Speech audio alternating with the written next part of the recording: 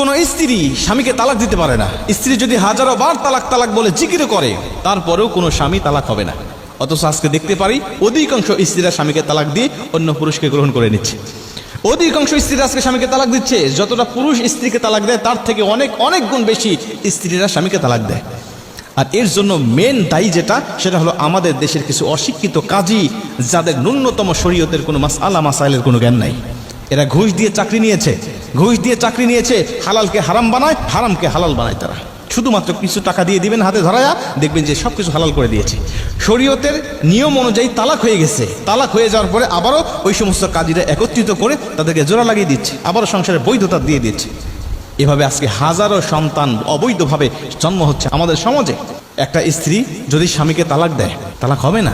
আর এভাবে যখন কোনো স্ত্রী স্বামীকে তালাক দিয়ে অন্য পুরুষকে গ্রহণ করে নেয়, কারণ আজকে স্ত্রীরা তালাক দেয় শুধুমাত্র যেটা মেন কারণ, সেটা হলো অন্য পুরুষকে ভালো লাগার কারণে। আবার কিছু স্ত্রী আছে মায়ের কথায়, বোনের কথায়, ভাবিদের কথায় প্রলোভনে পড়ে তাদের ধোকায় বোকা হয়ে অধিকাংশ স্ত্রীরা স্বামীকে তালাক দিয়ে চলে যাচ্ছে। মা বাবার বাড়ির কথা শুনে অধিকাংশ স্ত্রীরা তালাক দিচ্ছে আজকে। প্রিয় ভাইরা আমার, লক্ষ্য করেন, কোন স্ত্রী যদি স্বামীকে তালাক দিয়ে অন্য স্বামীকে গ্রহণ করে নেয়, আগের স্বামীর সাথে তো তালাক হয় নাই তার, কারণ স্ত্রী তালাক দিলে তালাক হয় না। তো তালাক যখন হয় নাই, তখন অন্য পুরুষকে সে গ্রহণ করলে সে বিয়েটা কখনো বৈধ হবে না। আর ওই পুরুষের সাথে সংসার করে যত সন্তান সে জন্ম দিবে, সব সন্তানগুলো হবে অবৈধ সন্তান। আর এই অবৈধ সন্তান আল্লাহ জানে আমাদের সমাজে কত বিরাজ করছে। এভাবে দেখবেন যে আবার কিছু বিয়ে আছে, দেখবেন যে স্বামী স্ত্রীর তালাক হয়ে গেছে, শরীয়ত সম্মতভাবে তালাক হয়ে গেছে। তালাক হয়ে যাওয়ার পরে স্ত্রীর উপরে যে 3 মাস 10 দিন 13 দিন যে ইদ্যত পালন করতে হয়, এই ইদ্যত পালন করার মতো ধৈর্যশীল নারী আমাদের সমাজে পাওয়া যায় না। তালাক হয়ে গেছে 7 দিনের মাথায়, 15 দিন 20 দিনের মাথায় দেখবেন যে আবার অন্য জায়গায় বিয়ে হয়ে গেছে, ওখান থেকে দেখবেন যে আবার সন্তান জন্ম নিচ্ছে। এভাবে আমাদের সমাজে অগণিত অবৈধ সন্তান জন্মগ্রহণ করতেছে। আর এদেরকে যখন আপনি কোরআনের কথা বলেন, এদেরকে যখন ইসলামের কথা বলেন, তাদের মাথায় আগুন ধরে যায়। ইসলামের কথা তাদের সহ্য হয় না। প্রিয় ভাইরা আমার, লক্ষ্য করেন, এখন অনেকে বলতে পারেন, হুজুর কাবিননামার 18 নম্বর কলমের মধ্যে আছে যে স্ত্রী স্বামীকে তালাক দিতে পারবে। ভাই, ওই 18 নম্বর কলমের মধ্যে যেটা আছে এটা ইসলামেরই নিয়ম।